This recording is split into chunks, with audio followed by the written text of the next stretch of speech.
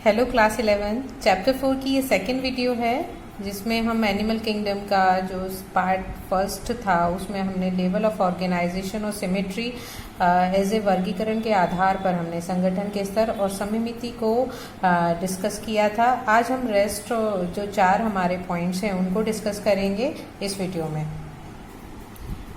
वर्गीकरण के आधार में थर्ड जो आधार आता है वो आता है हमारा डिप्लोप्लास्टिक एंड ट्रिप्लोप्लास्टिक ऑर्गेनाइजेशन, यानी द्विकोरिक और त्रिकोरिकी संगठन।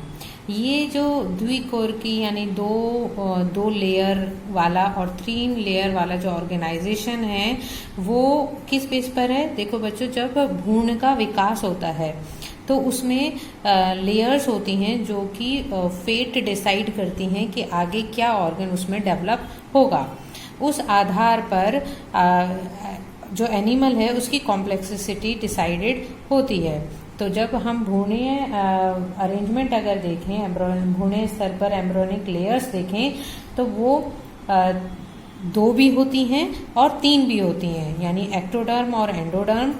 और यहाँ पर अगर 3 की बात करें तो एक्टोडर्म, मीजोडर्म और एंडोडर्म भी होती हैं। इसको अगर हम डायग्रामेटिकली देखें तो कुछ इस प्रकार का आपका डायग्राम होगा। देखिए, ये आपका डिप्लोप्लास्टिक लेयर है। इसमें जो ये अंदर वाली लेयर है इसे हम एंडोडर्मिक लेयर कहते हैं। ये जो पिंक कलर की लेयर है, क्योंकि ये डिप्लोप्लास्टिक है यानी 2 ही लेयर्स जो हैं इसकी, अंदर की और बाहर की, ये ही वेल डेवलप्ड हैं। तो बीच की अनडेवलप्ड जो लेयर होती है इसे हम मीजोगिलिया कहते हैं, और बाहर वाली लेयर जो आउटर मोस्ट लेयर है उसे हम एक्टोडर्म कहते हैं। और जो ट्रिप्लोप्लास्टिक एनिमल्स होते हैं जिनमें तीनों लेयर पाई जाती हैं, उनकी लेयर्स को अगर देखें तो सबसे बाहर वाली लेयर्स आपकी हो गई एक्टोडर्म, उससे अंदर वाली हो गई, सबसे अंदर वाली हो गई एंडोडर्म, और बीच वाली जो ये रेड कलर से दिखाई हुई है ये है मीजोडर्म। तो इस आधार पर हम 2 भागों में इसे जर्म लेयर की जो डेवलपमेंट है उसको शो कर सकते हैं, डिप्लोप्लास्टिक और ट्रिप्लोप्लास्टिक एनिमल। तो ये आपका एक तरह से वर्गीकरण का एक और आधार यहाँ पर कंप्लीट होता है। नेक्स्ट जो आधार है आपका वो है सीलोम, जिसे प्रगुहा कहते हैं। सीलोम होती है बच्चों जो एक तरीके की कैविटी होती है जो कि बॉडी वाल और गट वाल के बीच का पोर्शन होता है, यानी जो आपकी शरीर वाली जो लेयर होती है और आपकी जो आहार नाल के बीच का जो पोर्शन है उसे हम सीलोम कहते हैं। तो ये सीलोम है नहीं है, किस प्रकार से डेवलप है, उस आधार पर हम 3 भागों में इसे डिवाइड कर सकते हैं। एक, ये सीलोम जो है वो किससे बनी हुई होती है? मीजोडर्म से, यानी बीच वाली जो लेयर है उस लेयर से। हमने अभी 3 लेयर डिस्कस की थी, उसमें बीच वाली जो मीजोडर्मल लेयर है इसका ओरिजिन मीजोडर्मल होता है। तो अगर ये मीजोडर्मल लेयर प्रेजेंट होती है तो ये सीलोमेट कहलाता है। अगर मीजोडर्मल लेयर जो है उसमें स्कैटर्ड रहती है, पाउच लाइक स्ट्रक्चर्स बना लेती है, तो उसे हम सीडोसिलोमेट कहते हैं। और मीजोडर्म अगर एब्सेंट ही है पूरी तो उसे एगुहिए कहते हैं या एसिलोमेट कहते हैं। डायग्रामेटिकली अगर हम इसे देखें तो कुछ इस प्रकार का स्ट्रक्चर हमें दिखाई देगा। देखिए, इस तरीके से ये मीजोडर्मल लाइनिंग जो है वो यहाँ पर प्रेजेंट है, और जो कैविटी है वो इस तरीके से कह सकते हैं मीजोडर्मल लाइनिंग से कवर्ड है ना। तो अगर ये वाली स्थिति है तो हम इसे सीलोम कहते हैं।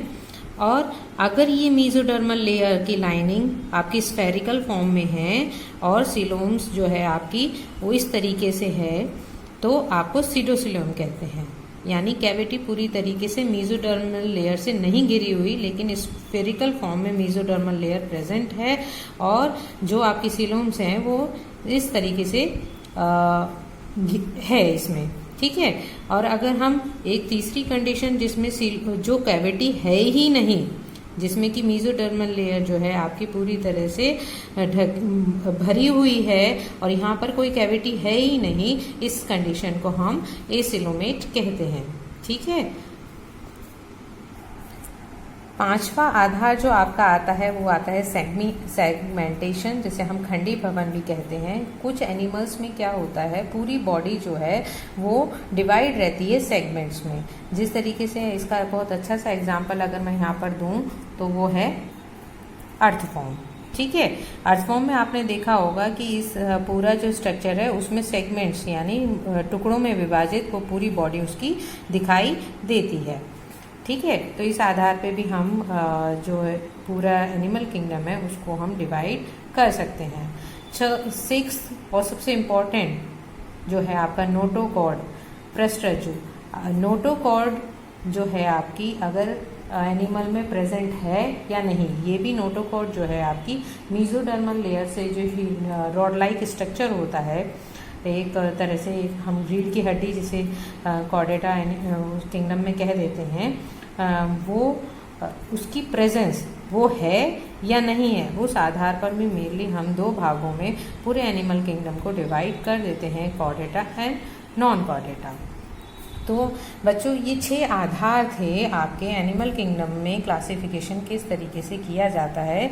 अब जो नेक्स्ट वीडियो होगा आपका उसमें हम इन्हीं सभी आधारों को बेस बनाकर देखेंगे हमारे जो 11 फाइलम है वो किस तरीके से इस कैटेगरी को ध्यान में रखते हुए, इस आधार को ध्यान में रखते हुए डिवाइड हुए हैं।